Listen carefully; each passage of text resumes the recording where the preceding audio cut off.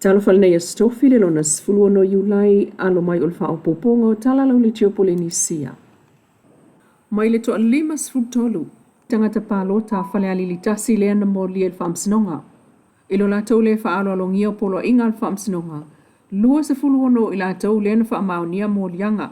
E au fiai malili nofo vaenga o tafa 5 se lau tala al saltupe ia tongi le whaamsinonga i mulnuu. Whaangata ile aso se fulu lua o aukuso ile se fulu lua i leo auli. Whaamotu le tia sewa tafa, ele se salatupe ona o leo ngaonga o lona ngase. Julieta elu tala pitanga o sa le lua se lau tala la nasala, Rosa le muso sa le lua se lau tala.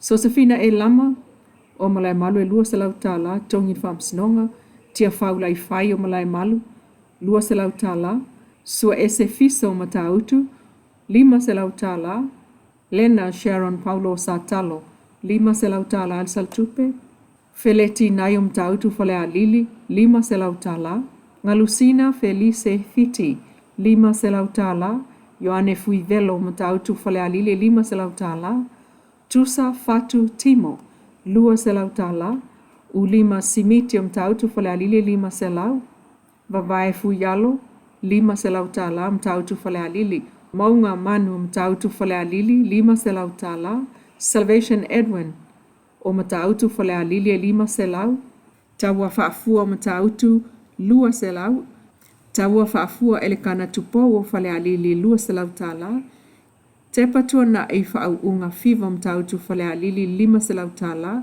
Levasa Fuipo, po o Levasa Fuipo Elisaia Levasa, e 5 se lau tala, Soi Lalovi o Satalo, 5 se lau tala, Matua i tonga Bob Soalo Vauvai, 5 se lau tala, Tafau i malo Saia la Tafo Satalo, 5 se lau tala, Whaamativa Peter Joe Sinamonga Masale Lua Fale Alili 2 se lau, au mua i Saia la Meko, 5 se lau tala, Augustino Pe au lo tuanuu, 5 se lau tala, Savali taunu o Matautu e 2 se lau, Taveu waso Satalo, e 5 se lau tala, ia tongi sala tupe a olei, tale se fululua, ile aso sfululua au kuso.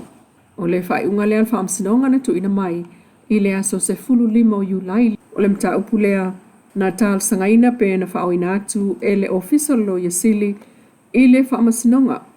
O le tu malo leo whale alili tasina manu malo ma ia ile fio ngā toe lupe po muli nukuone se mol palo tatelo au kusa lua o lua 5. Peitai, o le tangi al matai o le tu malo na whaia ina tu iloma tusalan selo tala meko, ile whaamsinonga o palo tanafuai o na o le mta upul tu la fono. Ai taluai tau al mangal whaamsinonga o palo tana leo o ane ai ila tau neis o mori mau e sili ele 5 sifulu.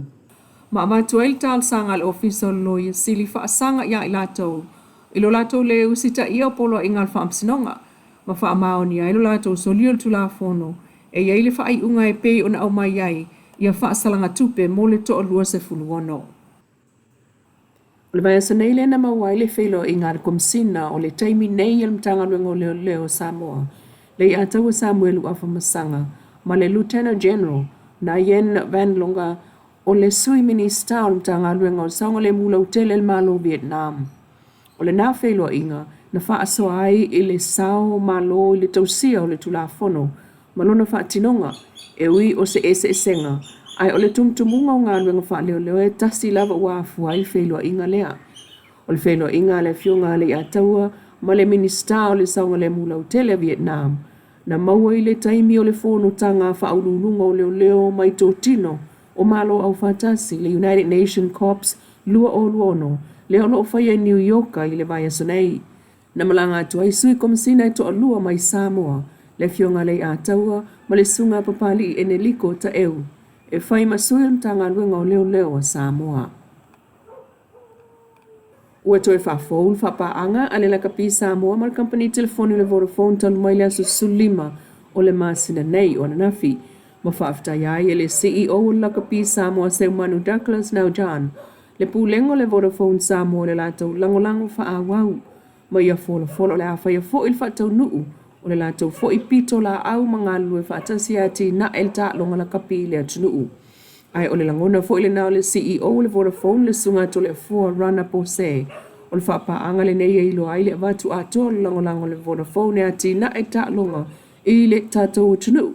O se mita nga fo ile na mo company telefoni i le ono ile nei o tausanga mai o se tausanga wha au so fia fo ile nei o le whapaanga ona o le tape na atu o le au mo le ipo le lalangi i le tausanga FOU.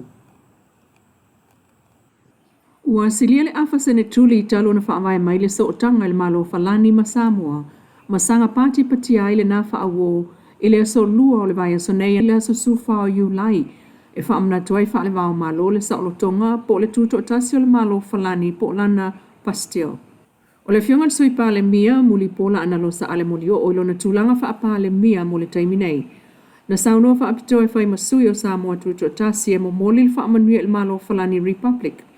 O le vala lata lava lea falani ma Samoa le 5 tausanga na whaavaya i loa i Samoa lona ofisa le Embassy of France i nā pia ia Februari o lua o lua 5.